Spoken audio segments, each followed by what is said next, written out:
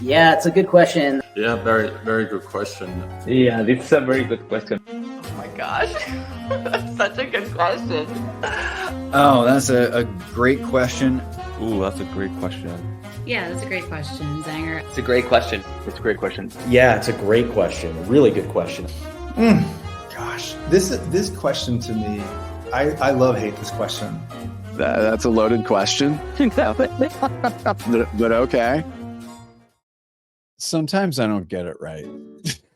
It's like I'm sitting here on the back end of this wonderful platform, by the way. If you those of you who use StreamYard, it's great.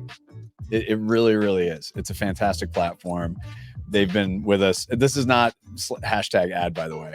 This is just more of an appreciation for StreamYard because it's such a great platform to use, and we've been using it from the very beginning of this. But it's user error, so there's always something. There's always something going on with that. Hello, everybody. It is Tuesday, September 10th. I'm Doug Zanger, editor-in-chief and founder of Indie Agency News. Our brief is simple. Build the global home for independent agencies. Our mission is to serve indies and the brilliant people behind them. Our goal is more visibility for indies and more choice for marketers. So people say, what is this? Well, it's a media platform. It's a visibility platform, plus a little bit of consulting, a little 15-minute sprint consulting for our members. If you're interested, go to indieagency.news. Learn more about membership. And very easy to get a hold of. Spend some time with me. I'll walk you through the platform. Now, our biggest thing right now is, let me share this with you. Indie Agency News Top 40. No categories, just great indie work. We're going to be counting down the top 40 pieces of work from indie agencies and companies worldwide, blah, blah, blah.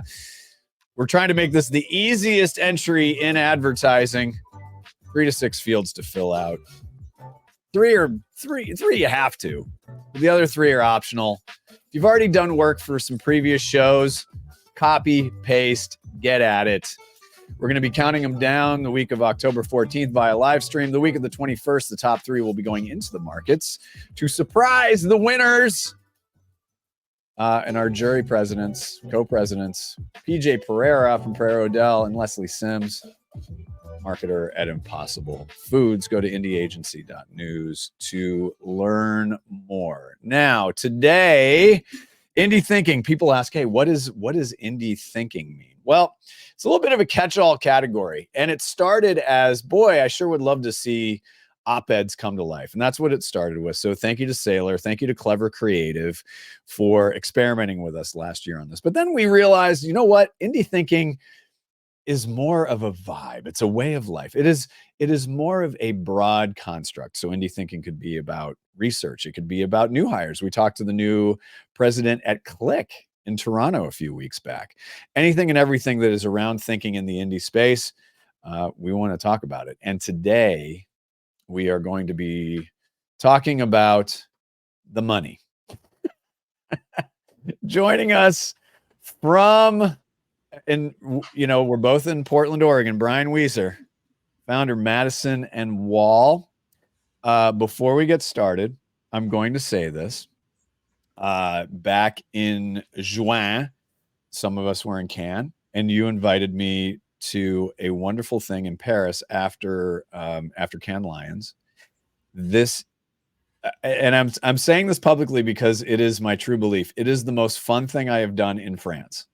And I've done some fun things in France. Make no mistake about it.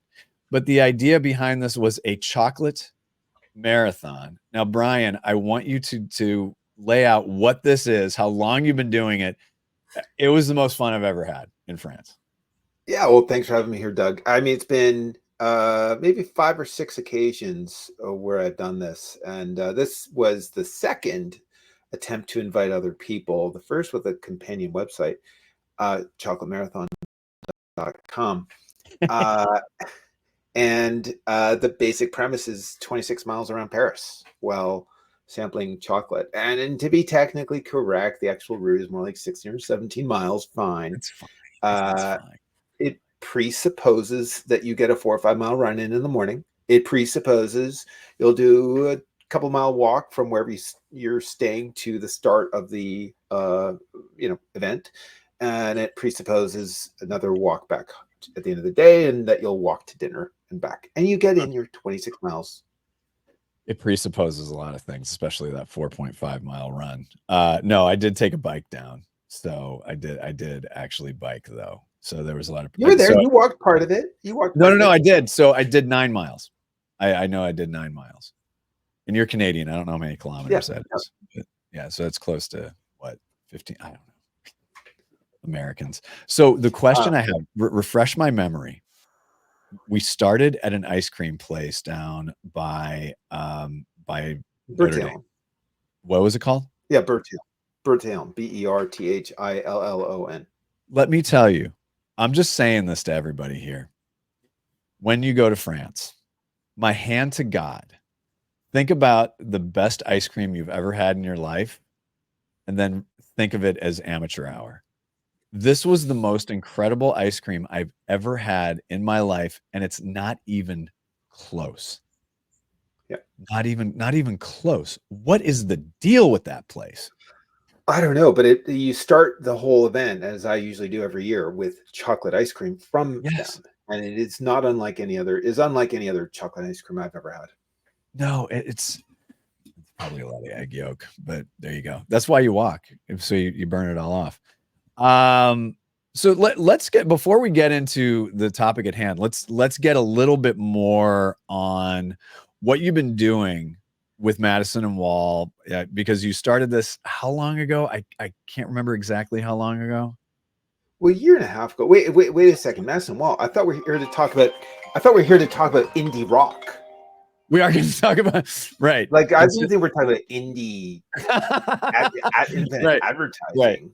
Right. And I think that, yeah, that's kind of what I did, right? But I do. No. And I know, and you're Canadian. So 25% of the time we have to talk about bands like Chalk Circle and Blue Rodeo. But they weren't very independent, were they? No, but, yeah. So indie words comes up for a college radio guy such as myself. So indie means very specific. Well, no, you bring up a very, very good point, because we did do a radio show yesterday. It was R&B with Goddess Rivera yesterday. So I'm signing you up to do a Monday, and we will do a straight up indie rock show. 100%. Yep. Done. Sounds like a plan. Oh my God. Yeah. And then we'll make the connection between David Bowie and why I'm doing what I'm doing now, but that's another story. So Madison Wall, as an independent consultancy, has been operating since the beginning of last year. Provided a number of services, both consulting and advisory services, but also a syndicated data and research product. And then, of course, we also have speaking engagements. And this is the craziest thing, again, for a college radio guy with a self-avowed view of advertising sucks. We sell ads. Right. We sell ads. It's true, Senator. Right. And so madisonwall.substack.com is where the free version is, where anyone can get access to the ad-supported version, where, again, if you're not the customer, you're the product. So please be my product. Yeah, absolutely. And we'll get a link into that for everybody on this. Now, previous lives as an analyst at Pivotal, and then you did a stint over, like I did, over in Holdco land. But one of the things that I've often obviously really respected and admired is that you take an unvarnished approach to it, yet you infuse a tremendous amount of practicality and humanity into this, because numbers can be very, very scary, especially when you start parsing out a headline, and it can start getting a little bit on the overwhelming side. But what I will say is that, again, I think that what you do is you do treat this with a level of accessibility, which is really important for people to understand. So the latest on this, coming from Parker Herren over at Ad Age, big shout out to Ad Age and Parker, excellent work on this. Now, the headline on this is ad spend growth expecting to slow through the end of 2024. Now, the first point that I would want to make is that I think, and you are stripping out political on this, and we can discuss this a little bit, but the top line on this is, yes, this is all happening. I think we all expected this to happen. This may, to some degree, be people's worst nightmares. Yet what I'd like you to do is dive into the headline and then the things that are good, bad, and ugly about it, because yes, there are some bad and ugly things, yet there are some opportunities and some good for people.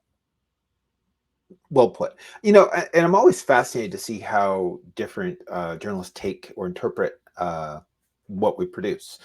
And you know, even this headline is an interesting take. Not the way I would characterize it. That's not to say it's wrong, just not the way I'd characterize it. To say the ad market is slowing is like saying you're on the Autobahn and you've been going 120 miles an hour, and now you're only going to go 90 miles an hour. Yeah, that is slowing, to be sure, but it's really fast and way above normal. So that is the way I would characterize it. It's not inaccurate, again, to say that it's slowing. And I guess that it is relevant to highlight that, you know, whatever you think is going on now, whatever you feel is being boosted by some factors. We can hypothesize what those are, and the degree to which those factors will cause a boost will feel less present. And yet the industry is going to continue to grow at a pretty decent clip in the third and fourth quarters and into next year and beyond, as far as we can see. Yeah. So yeah, and I think that where this is starting. So there's going to be the macro and then the micro. And so macro, we take a look at this, and yes, we're covering off to that. And I think that is a really good point. It's, if you're going to slow down, this is a good way this is at least a decent way to slow down. But then when we start getting into some segment specific pieces to this, number one, I'm interested in understanding the dissolution of GARM, so the Global Alliance for Responsible Media, and the pressures of that closure on pace and growth. And part of it too is, let's be honest, growth comes from obviously the data, but there is a confidence factor in this.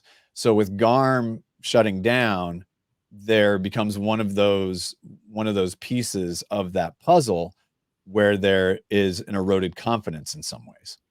Well, let's clarify. I'm arguing that the end of GARM contributes to a shift favoring walled gardens. That it's not that it causes spend overall to change necessarily, but I do think that independent publishers and anyone who has a non-walled garden business is in a worse position without GARM than with it, because the lack of standards adds to friction.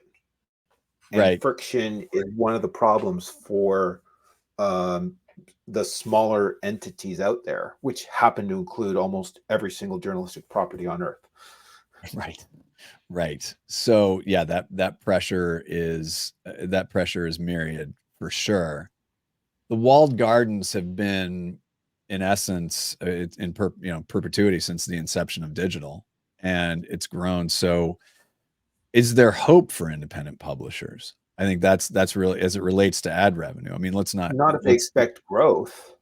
Well, and that's the thing, right? Let's clarify. If they expect growth from advertising, now, there is plenty of opportunity. There are plenty of ways to think about opportunity. If you're a small publisher, can you go from nothing to something pretty big? Absolutely. So there is opportunity for the individual publisher, for sure. For a large publisher today, growth will be very, very hard to find, because it's harder to take share once you're already established in size. That means the focus needs to be on non-ad revenue based businesses or based revenue streams. And that's where, I think there's, again, I try to be as objective as possible, try to put aside right and wrong, good and bad. And just try to just be as objective as possible on this stuff. There are pros and cons from a societal level as to what happens when publishers become more subscription oriented, as there are pros and cons when publishers are more advertising oriented. It's hard to say what's better. There are pros and cons. That's the best way I could summarize.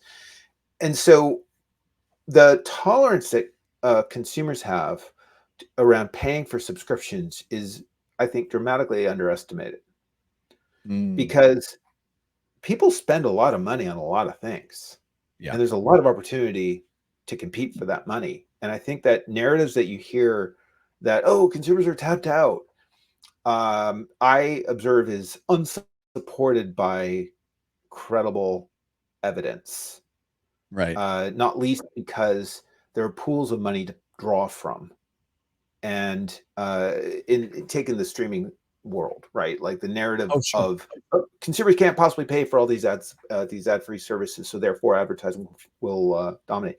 To which I retort, do you know how much, Doug, do you know the answer? Do you know how much consumers spend in the United States on pay TV services from traditional MVPDs and vMVPDs?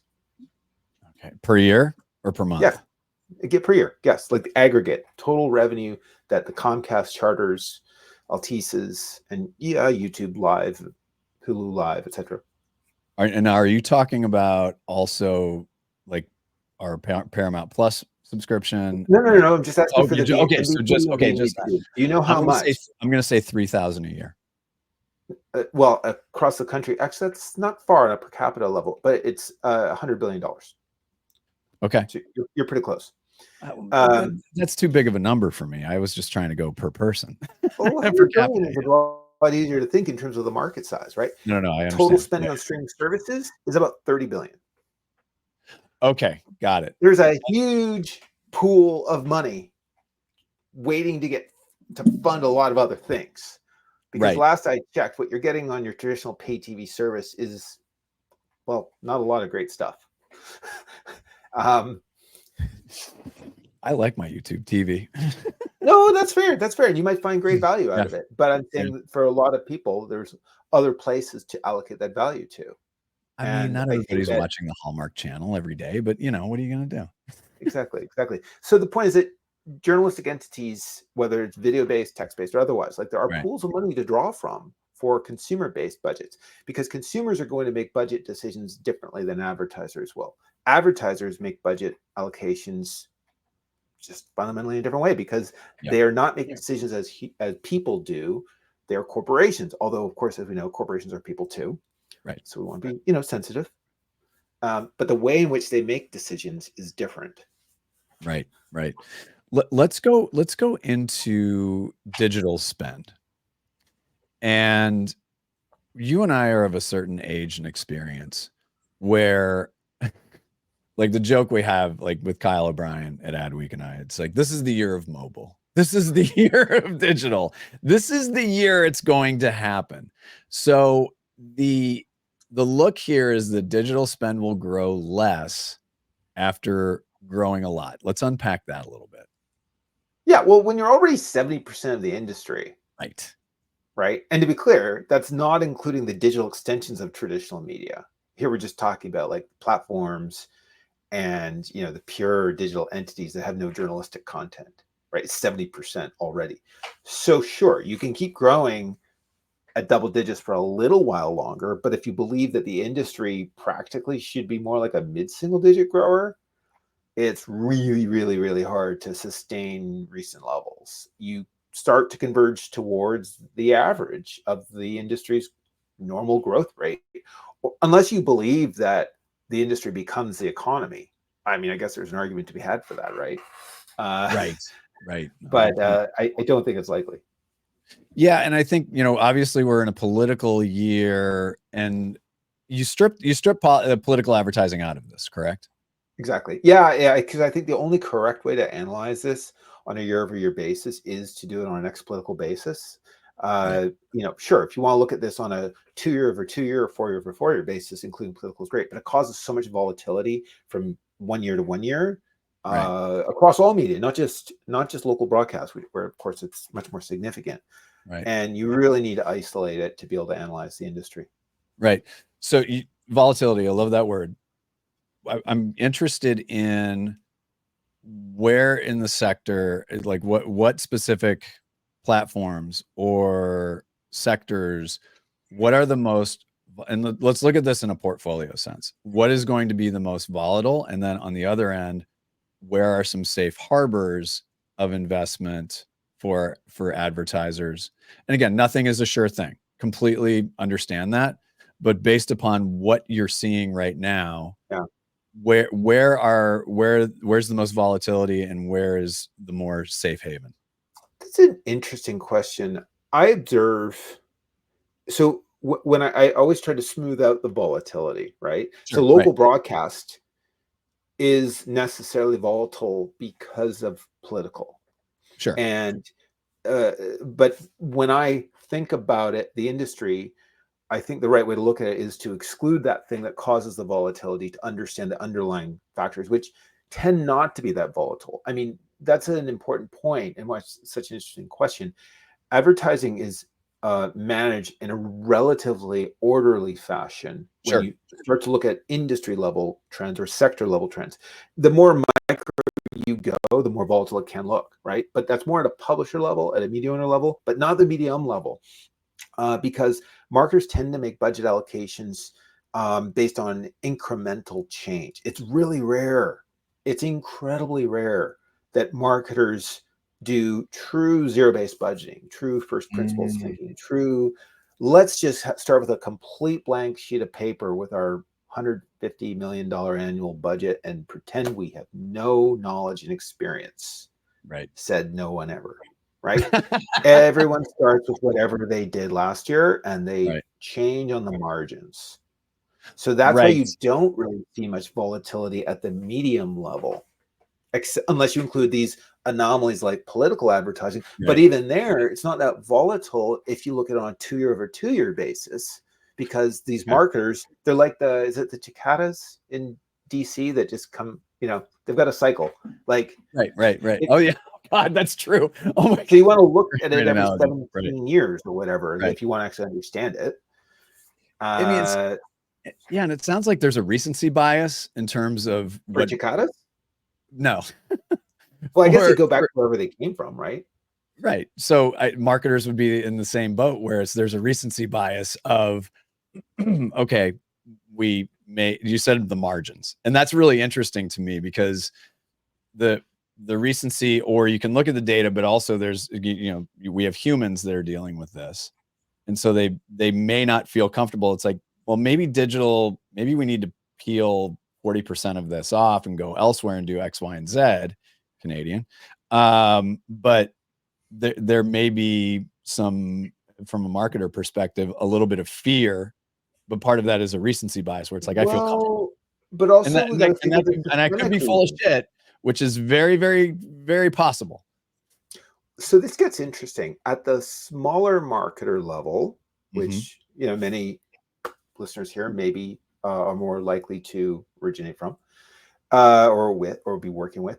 I think it's more plausible that a single stakeholder might be making the decisions, and there are fewer people with fixed processes who need to learn something or try something different or figure something out. I'm not saying it's easier to cause change because it actually might be more labor intensive. It actually might create a certain kind of conservatism. But when it comes to larger companies, there's so many processes in place that you can't just say, oh, let's try this new thing that'll change 40% of our budget, because you have hundreds and possibly thousands of people who have marching orders that were set last year. And if you want to change their marching orders, that's really hard. Like I remember when I worked at Interpublic, 15 plus years ago, I remember being asked a question on behalf of a very, very large, if not one of the largest global marketers. They wanted a view on the future of television 5 to 10 years out, not because they're curious people necessarily, but because they were trying to form views around what their own workflows would have to look like. Right? Think about it from that vantage point. Like you've got hundreds, if not thousands, of people who are involved in all of these processes. And the vast majority of them don't really pay that much attention to the industry. More to point, most of them are not and cannot be empowered to make meaningful decisions. They're mostly doing executional decisions, or they're making executional choices. And so you basically have to give people clear directions, and to communicate those and socialize those things and to organize for them in an optimal way takes years, the larger you get. So you can't see these sudden radical shifts, which frankly is helpful from a modeling perspective. True. No, that's a very, very good point. Now, the industry's not that hard to forecast. That's the thing. Like, sure, we could be off by a few percentage points here and there, but right. it's not that hard to forecast if you have a clear view on what's driving everything. Very fair point. Very, very fair point. You'd mentioned TV is going to struggle. So it looks like that's going to be declining. Yeah, and this is the thing. Like, it's baffling to me why there's any view to the contrary, right? Like, most of this is baked in at this point. Yet there are many out there who are willfully optimistic that, oh, TV will recover. It's like, no. Mm-hmm. I forgot you and I both did a stint at IPG. It's true. My stint was 8 years though, so mine was. I had a longer sentence. I don't know. Mine was substantially shorter. I loved it though. I loved working with the Martin people. They're lovely. A lot of great people there. Oh yeah.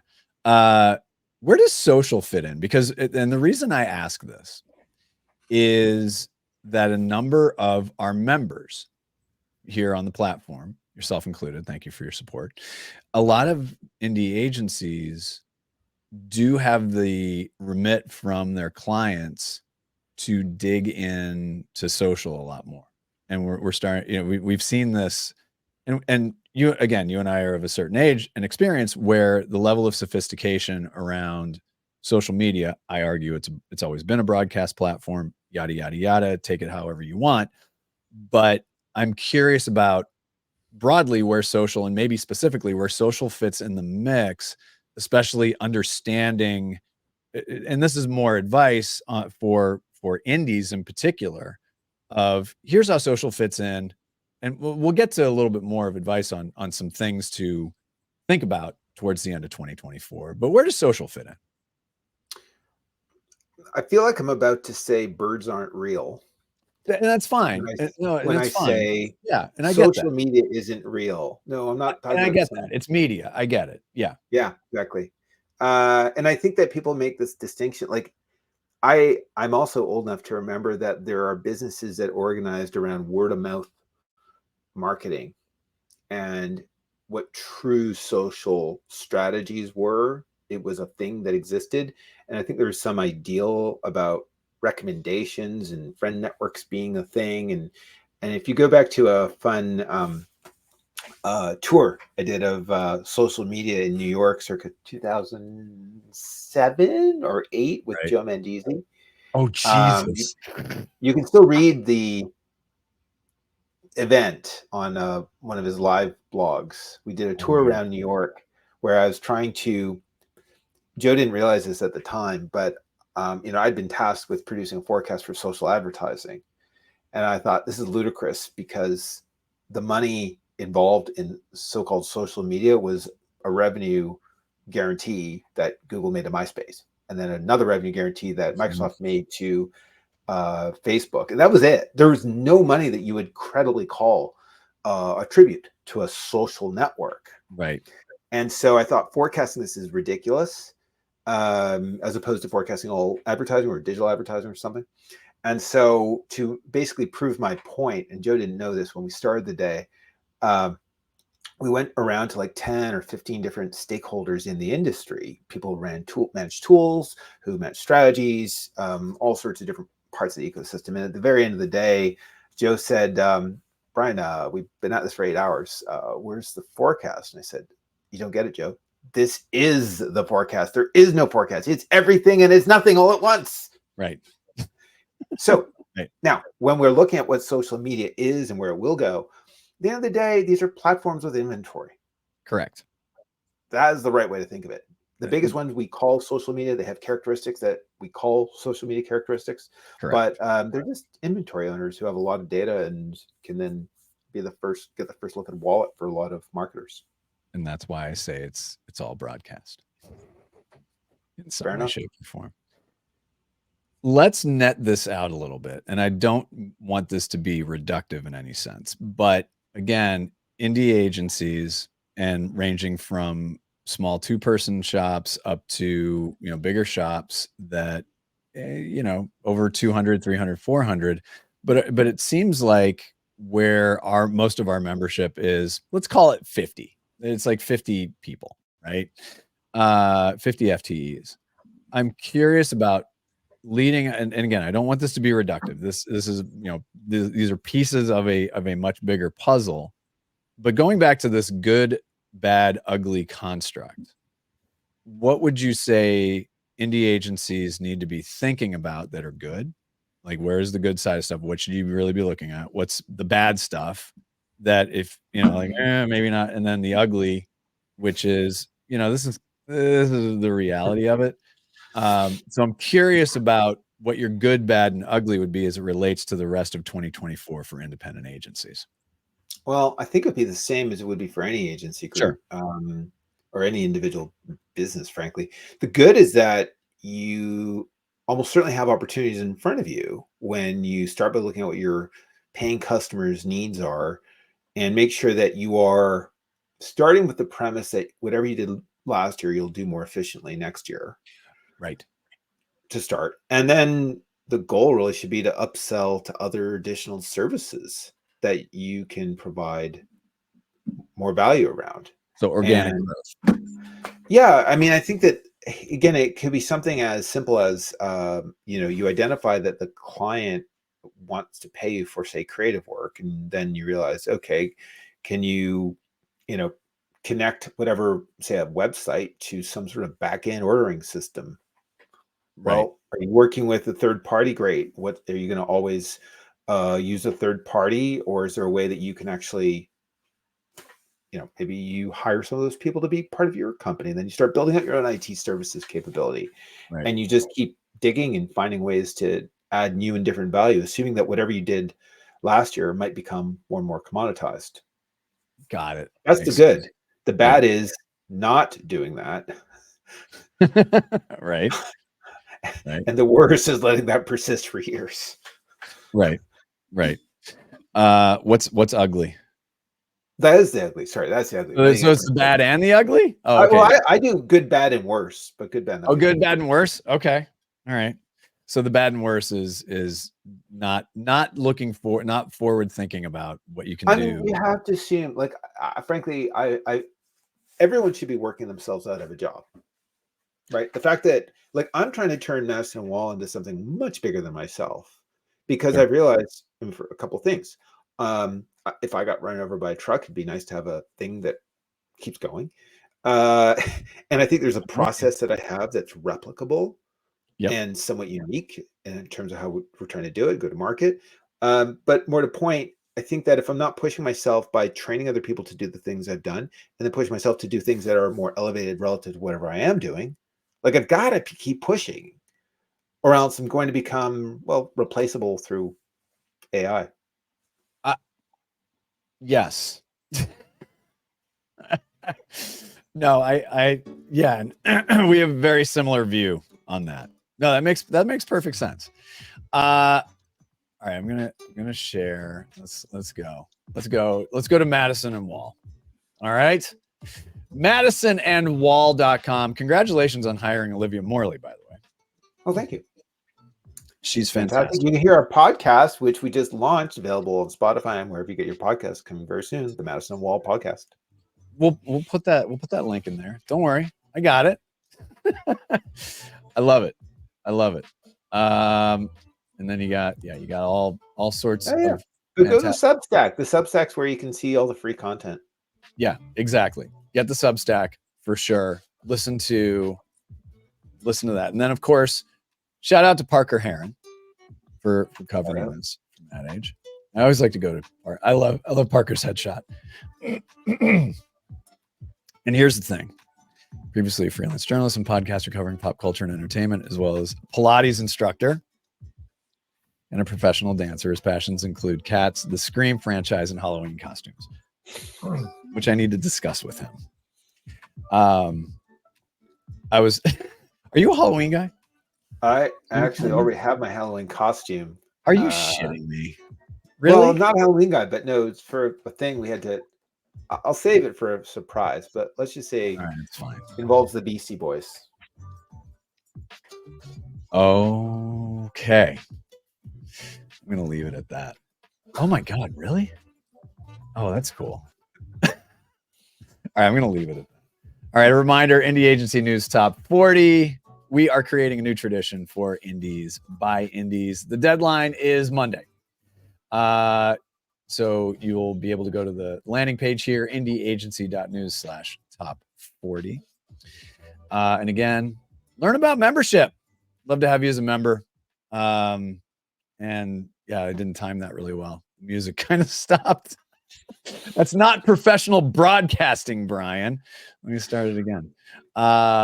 But seriously, we do appreciate everybody who is a member. We very, very, very much appreciate your support. This mission is growing, and it's because of our members. On behalf of everybody at Indie Agency News, I want to thank you all very much. Brian, we'll see you in Portland. We'll see you. Hang out. Don't go away. This isn't like a Zoom call. But I want to thank you All for right. joining today. All right. Thanks On behalf for of everybody at Indie Agency News, catch you later.